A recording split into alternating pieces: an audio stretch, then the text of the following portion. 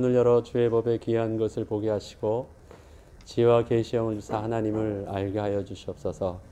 정직한 마음과 정결한 영을 창조하여 주셔서 주님 말씀하실 때 믿음으로 반응하게 하시고 주님 말씀하실 때 믿음으로 순종하며 멈출 수 있도록 오늘도 주의 말씀 속에 인도받는 은혜를 오늘도 레위기를 통해서 배워나가게 하여 주옵소서.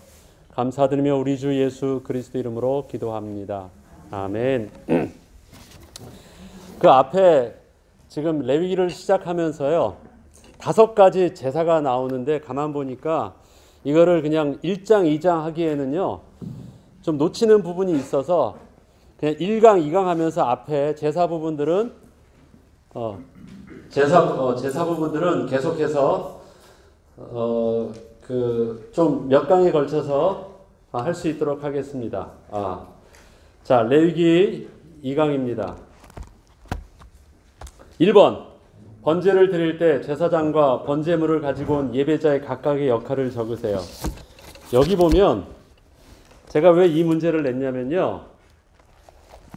번제를 드린다 할 때 제사장이 하는 일이 뭐예요? 이렇게 한번 읽어보시니까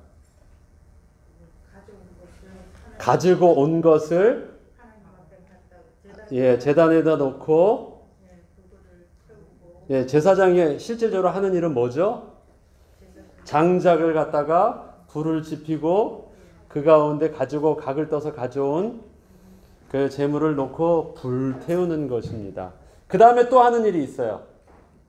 또 뭔 일 하나 제가 말씀 안 드리는 일이 있었죠. 피 뿌리는 일도 제사장이 합니다. 또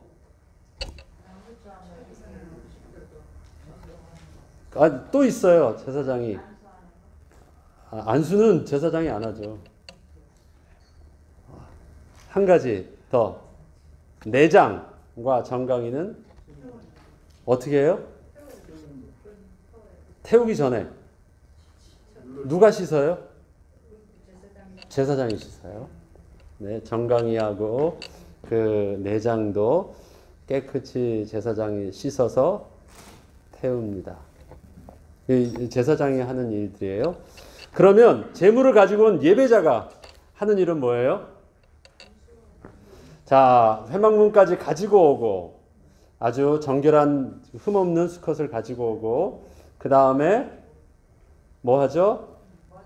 머리에 안수하고 그 다음에 각을 뜨려면 어떻게 해야 돼요? 일단 죽여야 돼요. 잡아야 돼요. 그것도 누가 해요? 제사장이에요? 아니에요. 가지고 온 사람이 합니다. 그 다음에 제물을 어떻게 해요? 죽인 다음에 피를 더 드리고 그 다음에 각을 뜨기 전에 뭐부터 해야 돼? 피를 뺀 다음에 그 다음에 뭐부터 해야 돼? 가죽을 벗겨야죠. 가죽을 벗기고 한번 이렇게 그림으로 상상해 보세요.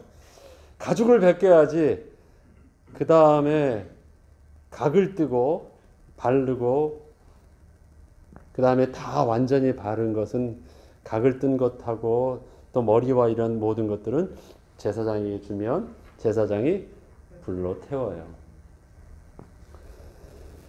제사장이 잡지 않습니다. 제사장이 각을 뜨는 것도 아니고 각을 뜬다는 것 아시죠? 완전히 딱딱 도려내는 거예요. 완전히.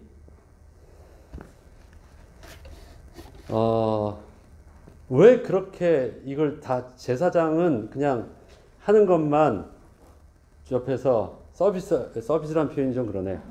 그냥 그렇게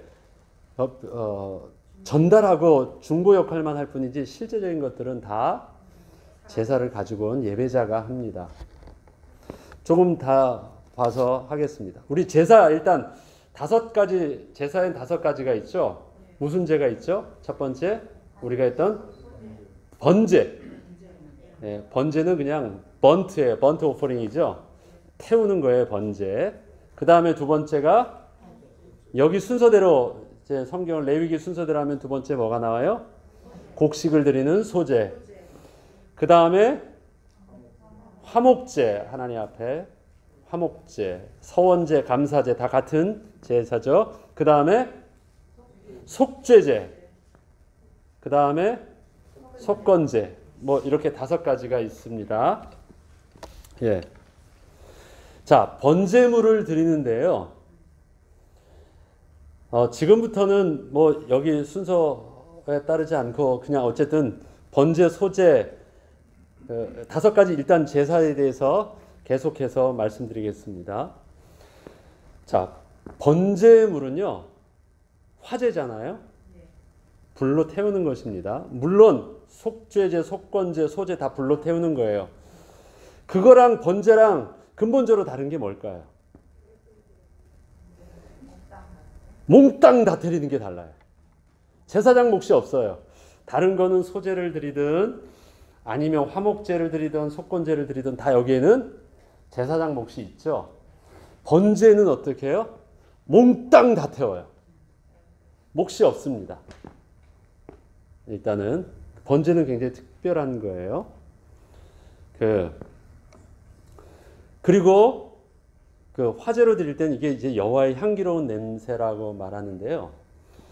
번제를 드릴 때도 있고 속죄제와 속건제를 드릴 때도 다 제물을 그 산 짐승을 드리는 거잖아요. 그래서 그게 희생 제물이잖아요. 자, 2번을 보죠. 번제, 소제, 화목제는 자원하여 드리는 제사입니다. 자원제임을 알 수 있는 말이 계속 그 새 제사에는 나오는 말이 있어요. 뭐가 나오는지 여러분 눈에 보이십니까? 자원제임을 알 수 있는 말이 있어요. 여호와께 드리려거든 너가 드리려는 마음이 있으면. 이거는 자원제예요. 드리려는 마음이 없으면 안 드려도 괜찮아요. 그게 자원제입니다. 이 자원제는 그냥 내가 하나님 앞에 드리려는 마음이 있어서 감사함으로 드리는데 그 자원제가 3가지예요. 첫 번째가 번제, 소제, 그 다음에 화목제. 속죄제하고 속건제는 드리려거든이 없어요. 죄를 지으면 반드시 그렇게 해라. 그래서 그건 의무제예요. 죄에 대한 부분들이 속건제나 속죄제나 속성은 다 죄, 하나님께 범죄한 거거든요.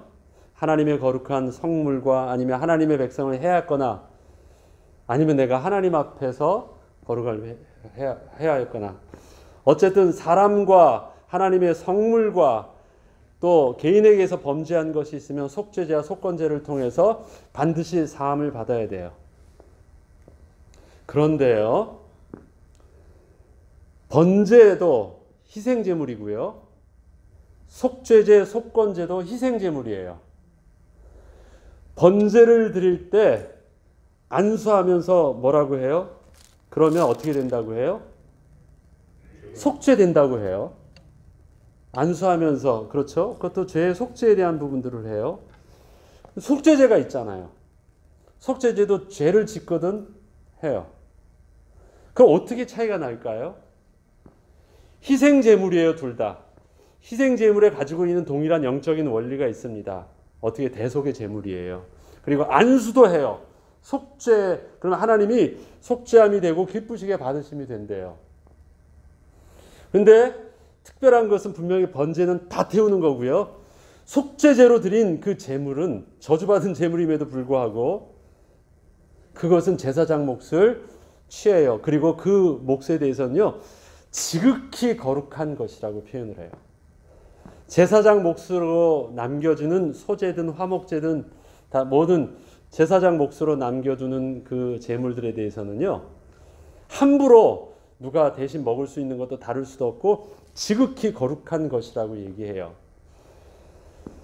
번제하고 속죄제하고 분명히 동일하게 이 죄에 대한 부분들을 희생제물로 다루는데 사실 번제는요, 자원제잖아요. 그 말은 뭐냐면 내가 반드시 드릴 만한 이유가 없어요. 내가 하나님 앞에 율법에 죄를 지은 것이 없잖아요. 그래도 하나님께 드리는데 어떻게 드려요? 내가 죄인임을 고백하면서 드려요. 그런데 하나님께서는 그 제물을요, 제사장에게도 안 주고 하나님이 다 받으시면서 뭐라고 말씀하시냐면 이건 화제래요.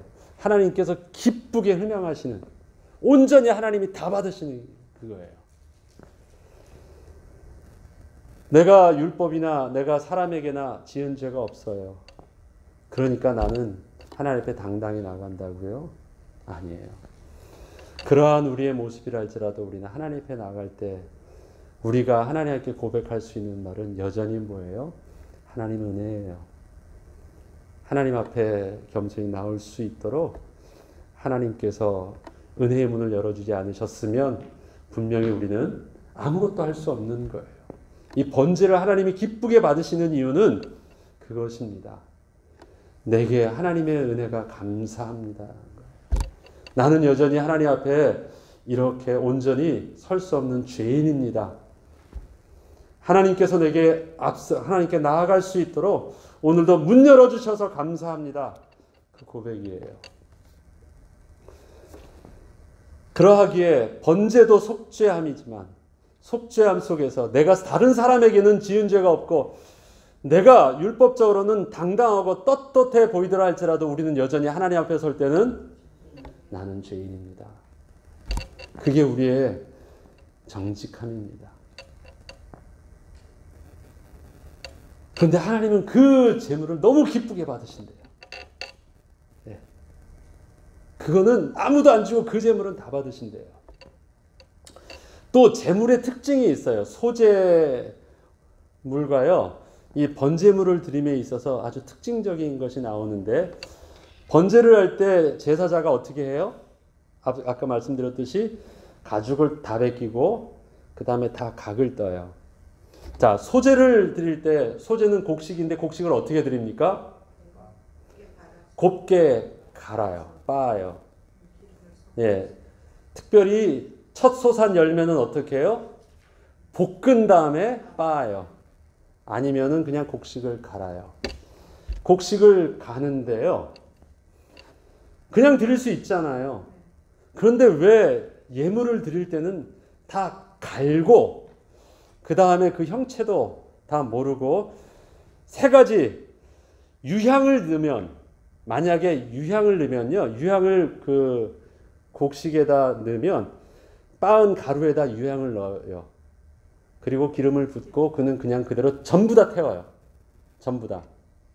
근데 유향을 넣지 않는다. 유향을 넣는다는 것은 부자만이 넣을 수 있는 거거든요. 그러니까 가난한 자는 그냥 가지고 있는 자기 곡식을 가지고 드릴 때는요, 어떻게 하느냐? 세 가지예요.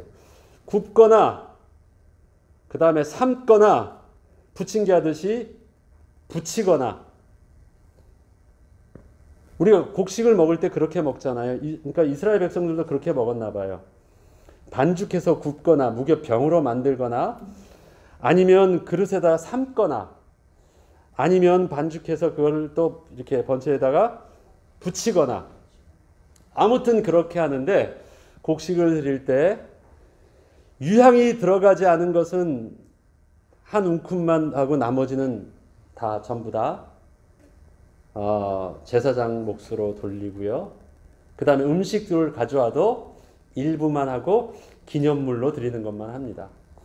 일단 몇 가지 비교하기 전에 각을 뜨고 번제물을 할 때 각을 뜨는 것이나 그 다음에 소제물을 드릴 때 다 갈아요. 그러면 어떻게 되겠습니까? 제물이 그 형체를 알아볼 수가 없습니다. 우리 로마서에 우리 찬양도 계속 그 헌금 찬양을 하잖아요. 우리가 주 앞에 거룩한 산 제물 된다고 하잖아요. 그러니까 제물 된다고 할 때 우리는 그것에 대해서 우리 삶을 거룩한 생활만 생각을 하시는데, 제물 된다라는 것은요, 특별히 하나님 앞에 드려진 이 산제물에 온전한 감사의 제물은 어떻게 드리는 것입니까? 각을 뜨는 거예요. 직접 뜨는 것입니다. 그리고 곡식도 다 갈아엎는 거예요. 완전히 남지 않아요. 형체가 없어요. 내가 누군지 몰라요. 우리가 하나님께 드릴 때, 하나님, 나는 좀 다르게 거룩하고 나는 좀 다르게 깨끗하고 나는 좀 다르게 특별합니다, 이러한 나를 받아주세요가 아니에요. 거룩하게 준비된 제물을 하나님께 가져와서 제일 먼저 뭐부터 해요? 완전히 갈아서 각을 떠서, 이게 뭔지도 몰라요. 이게 손지 양인지 뭔지 우리 각을 떠요. 곡식도 완전히 다 찧어서 완전히 고운 가루로 만들어요. 남는 게 없습니다. 우리가 하나님께 드리는 우리의 모습 속에서 우리의 의와 우리의 모습은 남지 않아요. 이게 재물의 아주 중요한 특징이에요. 갈아요. 특별히 하나님께서 기뻐 받으시는 이 자원제, 드리려거든 드리라고 할 때 드리는 이것. 또 하나, 제일 가난한 자가 드릴 수 있는 번제물은 뭐죠? 산비둘기나 집비둘기예요. 그 다음에 보면 문제 냈죠. 모든 희생 제물은요, 다 가축입니다. 가축이라는 것은 집에서 길리운 것. 그런데 유일하게 야생으로 꺼서도 되는 것이 산비둘기예요. 근데 산비둘기의 새끼예요. 그냥 비둘기, 큰 비둘기가 아니라 산비둘기든 집비둘기든 새끼. 아마 그것이 그래도 좀 잡기가 좀 나은가 보죠. 어떻게 해서든지 하나님 앞에 드릴 수 있어요. 근데 유일하게 제사장이 전부 다 이 제물을 관리하고 온전히 다 하는 것은 이 셋밖에 없어요. 다른 것은 앞서 말씀드렸듯이 예배자가 와서 같이 하잖아요. 다 잡고 각을 뜨고 뭐 다 같이 하잖아요. 그런데 이 셋, 비둘기는 어떻게 해요? 제사장이 온전히 제사장께 드리면 온전히 다 하는데, 자, 하는 방법을 한번 자세히 한번 보죠. 어떻게 합니까? 제사장이 제일 먼저 어떻게 해야 돼요? 어떻게 죽여요? 보세요. 한번 어떻게 주시겠습니다. 네? 머리를 닭모가지 비튼다 그러잖아요. 비틀어서 숨 막혀 죽여요? 그 다음에 어떻게 해요? 뭘로 끊어요? 그냥 비틀어서 끊는 거예요. 칼을 안 써요. 그냥 제가 영어 표현이나 원어 표현도 봤어요. 그런데 비틀려가지고 끊어버리는 거예요. 예, 잘 보세요. 그 다음에 살은 어떻게 해요? 그 날개 축지 부분도 해가지고 손으로 다 찢어요. 그것도 다 찢으면 남는 게 없어서 일부만 완전히 찢고 그 내장 그것은 다 빼서 버리고 다 찢어요. 손으로 비틀어서 자르고 목을 자르고 그 다음에 몸도 손으로 해서 찢되 아주 찢지 않게 하고. 야, 전 이거요 생각을 별로 안 했었어요. 그런데 그냥 칼로 턱 자르고 푹 찔러. 제가 닭 잡는 걸 봤거든요. 푹 찔러가지고 틱 던져놓으니까 파닥파닥 하다 죽더라고요. 아주 쉽게 죽어요. 근데 이거는 그렇게 안 해요. 목을 비틀어서 아무리 해도 그렇지 목을 비틀어서 이거 끊는다라는 것은요, 그 마음을 좀 써야 돼요. 약한 마음을 써야 돼요. 그리고 그것은 내가 직접 당하는 고통은 아니지만 아픈 거예요. 고통이 느껴지는 아픔이에요. 가장 가난해 보이고 가장 연약한 자가 드리는 보잘것없는 재물처럼 보이지만, 그럼에도 그 속에서 죄인된 인간이 하나님 앞에서 드리는 이 감사와 고백은요, 그 안에 다 담아놓게 하셨어요. 칼을 쓰지 않고 하게 하시는 그걸 통해서 재물은 작아도 효과는 그것을 통해서 예배자가 마음에 받는 하나님 앞에서 나의 죄인됨을, 그렇게 저주받아 망할 만한 내가 하나님 앞에 감사함을 고백하는 효과는 분명히 보게 하셨어요. 쉬운 거 아닙니다. 자, 이 제물들을 그렇게 해서 번제로 해서 드립니다. 또 보면요, 이 소제는 감사제잖아요. 소제도 감사제입니다. 그래서 소제를 쓸 때는요, 다 드리지 않고, 다 드리는 것은 유일하게 소제 안에 두 가지를 첨가할 수 있는데, 두 가지가 뭐예요? 기름, 유향, 소금. 특별히 기름은요, 그냥 첨가한다기보다도 음식을 만들 때 하는 것이니까 두고요. 두 가지를 넣는데 소금과 유향이에요. 근데 유향은 넣을 수도 있고 뺄 수도 있어요. 유향은 비싼 거거든요. 굉장히 부한 사람이 그때 아주 소중한 향신료였으니까 동방 박사가 예수님께 가져올 때 예물로 드릴 만큼 소중한 것이었습니다. 향신료예요. 향이에요. 소중한 건데 그거를 만약에 집어넣게 되면 그 소재물은 다 태우고요. 뭐 일부만 남겨놓고 하는 게 아니라 유향이 들어간 건 다 태우고 만약에 없으면 안 넣어도 돼요. 그렇지만 반드시 어떤 소재물이든지 다 넣어야 되는 게 뭐예요? 그게 소금입니다. 그런데 소금을 오늘 본문은 어떻게 표현하고 있습니까? 언약의 소금이다. 언약의 소금을 치라. 반드시 이 소금은 다 들어갑니다. 언약의 소금을 치라. 소금이 단순히 간을 맞추기 위해서 넣는 것이 아니고 다른 이유가 아니라 소금의 영적인 의미를 가르쳐 주셨어요. 그래서 우리는 그렇게 소금에 대해서 이해하면 되는데 그게 뭐냐면 언약의 소금이래요. 소금을 칠 때마다 모든 음식에 소금을 빠지지 않듯이 모든 예물 속에서 뭘 기억하는 거예요? 하나님의 약속, 하나님의 언약을 기억하는 거예요. 그런데 그 소금을 번제에다 뿌리지 않고 다른 데다가는 뿌리면 고기가 맛있잖아요. 그러지 않고 반드시 소재만 뿌려요. 소재는 다른 표현을 하나를 더 씁니다. 소재는 그게 뭘로 표현하냐면 소재의 예물은 다른 표현을 하나 쓰는 게 있어요. 무슨 예물이라고 해요? 기념물이라는 말을 써요. 기념예물. 내가 기념해서 드린다. 오늘 우리 생일을 기념해서 감사해서 우리가 떡을 합니다. 기념해서 감사해서 꽃꽂이를 합니다. 근데 기념을 거기다 담잖아요. 그래서 거기에는 상징적인 것이 있는데 이 기념물은 뭐냐면 하나님께서 우리에게 주신 은혜를 감사하는 그것. 다 알 수도 있고 모를 수도 있죠. 근데 누구는 알아요? 드리는 사람은 알아요. 그러니까 드릴 때는 뭐가 있어요? 이유가 있어요.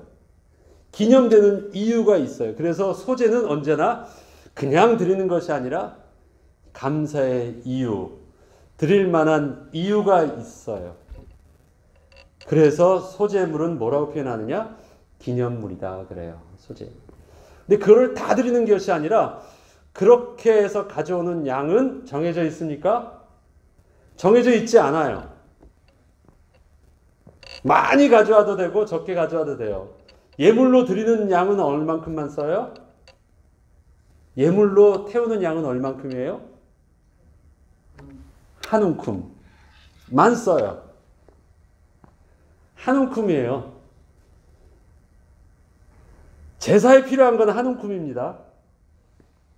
나머지는 다 뭐예요? 제사장과 레위인들 속에서 아론의 제사장만이 먹죠.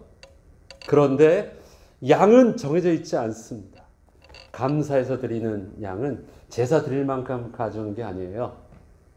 네. 거기는 기념물로 남겨주는 것은 두는데 그것을 통해서 제사장들이 살게 돼 있어요. 제사장들이 그러면 그 음식으로만 먹고 살게 돼 있는데 제사장들이 주로 소재를 할 때 많은 사람들이 가져오는 게 다 양을 가져오지 않습니다. 대부분의 사람들이 가져오는 것이 번제물로 비둘기를, 그 다음에 이스라엘의 대표나 아니면 귀족들이 가져오는 것이 큰 소나 양이지 모든 백성들이 다 양을 가져오는 게 아니에요. 그래서 예수님이 성전에서 팔 때 뭘 파십니까? 비둘기를 팔거든요. 거기에 큰 양들을 대부분에 쓰는 게 아니에요. 대부분의 일반 평민들은 많이 쓰지. 그러면 제사장들이나 많은 레위인들이 그것을 음식을 그들이 취한다고 할 때 대부분 취할 수 있는 것은 그렇게 많은 고기들과 이게 아니에요. 곡식입니다. 곡식. 근데 그 곡식은 어떤 곡식이냐? 감사의 곡식이에요. 소재물이 주식이잖아요. 감사합니다. 이스라엘 백성들의 감사와 이스라엘 백성들의 하나님 앞에서 하나님의 영광 돌리는 이유 있는 그 마음을 담겨서 드려지는 곡식을 누가 먹는 거예요? 예배자, 그 앞에 있는 레위인과 제사장이 먹는 것입니다.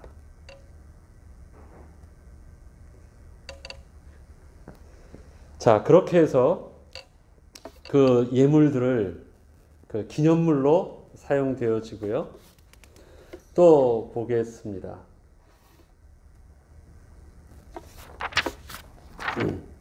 자, 소재물에 반드시 넣어서는 안 되는 것이 있죠. 누룩과 꿀이 있습니다. 왜 넣어서는 안 된다고 표현하고 있죠? 왜 넣어서는 안 됩니까? 누룩과 꿀은 왜 넣으면 안 돼요? 인간적으로 볼 때는 이걸 넣어야지 맛있게 되는데,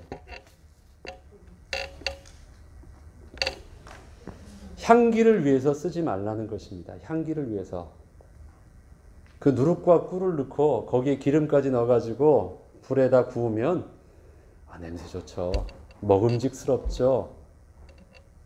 네, 얼마나 음식으로서 때깔이 납니까? 얼마나 소중하게 할 수 있습니까? 제대로 만든 거예요. 그런데 번제나 소제는요, 여호와께서 기쁘게 향기로운 제물이라고 표현하거든요. 그래서 번제나 소제는 다 태울 때 하나님께서 하나님이 만드시는 향기로움이 있어요. 그런데 누룩과 꿀을 넣지 말라고 할 때 인간의 향기를 위해서는 쓰지 말래요. 똑같이 향기예요. 향기란 표현을 쓰시는데 번제물도 하나님이 기뻐 향기나는 흠향하신다라고 표현하시고, 소제물에서도 똑같은 이는 화제라 여호와께서 기뻐해 하는 향기로운 제물이라 표현하는데, 누룩과 꿀을 할 때 향기를 위해서는 쓰지 말라라고 표현하고 있습니다. 누룩과 꿀이 향기를 위해서 쓰지 말라. 누구 중심 예배를 드리지 말라는 거예요? 인간 중심으로, 내가 볼 때 내가 만족하고 내가 볼 때는 이것이 더 나아 보이는 내 중심의 예배를 드리는 것이 아닙니다. 하나님이 기뻐 받으시는 예배, 내가 기쁘게 받을 수 있는 예배가 아니라 하나님이 기뻐 받으신 예배에는 뭐가 있느냐? 거기다가 언약의 소금만 치고 거기다가 넣기를 원한다면 뭐만 넣어요? 유향만 넣어라. 그리고 유향 너무 비싼 건데 유향을 썼는데 그것은 어떻게 해요? 하나님께 드린 것은 다 태워라. 거기서는 하나님을 위해서 향기를 냈던 그것은 하나님께만 다 태우는 것이고 사람 몫으로 나오지 않아요. 다른 것은 사람 몫으로 다 쓰는데 유향이 들어간 것은 100% 다 태웁니다. 하나님의 기쁨이 되는 향기로만 쓰는 거예요. 사람의 기쁨이 되는, 내가 볼 땐 이거 넣어야지 더 좋은데 꿀, 이야 좋잖아요. 빵이 되려고 그러면 누룩 넣지 않으면 빵이 됩니까? 무교병이 맛있나요? 아니에요. 향기의 기준이 어디 있어요? 기쁘게 받으시는 향기의 기준은 하나님을 기쁘시게 하느냐 사람을 기쁘시게 하느냐. 우리의 예배도 그래야 되겠죠. 우리의 예배가 내가 좋아하는 것을 하나님도 좋아하신다 생각하지 마시고요. 하나님이 기뻐하시는 대로만 하시면 됩니다. 자, 그게 오늘 소제까지 한 내용들입니다. 앞으로 계속해서 이 5가지 제물은 그렇게 진행하면서 제사에 대한 부분들을 하나하나 생각나는 대로 또 정리하면서 진행하겠습니다. 우리가 그 레위기를 통해서 예배를 배우고 신앙을 배우고 또 우리의 거룩함을 배울 수 있는 은혜가, 또 그리스도의 복음을 배울 수 있는 은혜가 있기를 바랍니다. 기도하겠습니다. 하나님, 오늘도 주신 말씀이 우리의 지식이 되지 지식으로만 남지 않게 하시고 우리가 하나님 말씀에 온전히 순종하고 그 길을 따라 거룩한 백성 되는데 필요한 영의 양식 되게 하시고 하나님의 지혜의 말씀 되게 하여 주옵소서. 감사드리며 우리 주 예수 그리스도 이름으로 기도합니다. 아멘.